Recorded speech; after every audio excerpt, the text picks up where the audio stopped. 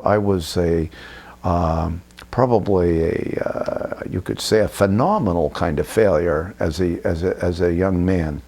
I went to a rural high school in Washington State, where even in that academically debased atmosphere, I couldn't seem to get better than B's and C's.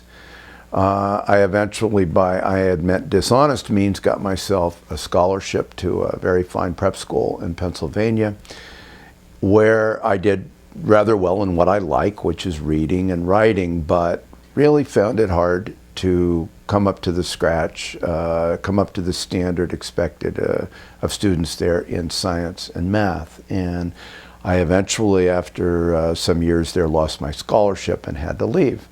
And this was quite a blow for me. I loved the school. I was looking forward to graduating with my class and going on to a good university. In the event, what I ended up doing was not ever getting a high school diploma and going into the Army at the age of 18. So at that point in my life, I was looking at myself with some skepticism and looking at my future with some skepticism and wondering if I really had the stuff to do the things that I wanted to do in this world, because I had no evidence to support any idea that I did. The outlook, I thought, for myself was pretty grim. But I did manage, in fact, to do many, if not most of the things that I wanted to do in life, which was to become a writer, become a teacher, have a family. And I did this, I think, not because I looked at myself and thought, oh, what a dismal creature you are, forget about it, you're never going to be able to do this, but to just take a step back and just do what I needed to do as well as I could do it from day to day. And certainly as a writer, when I write a short story, for example, my first drafts are awful. If I ever let anybody see the rough drafts of the stories that I write, they would wonder why I ever decided that I was a writer. They're very experimental. I change things constantly. I write bad sentences, but I know I'm going to go back.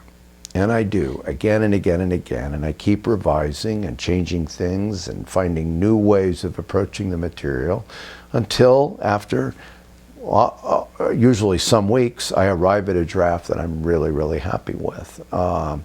It isn't a way to get a whole lot of stories written, but I've written now 4 books of stories over the years. And it's, as I say, I think the key to digging yourself out of a hole is to not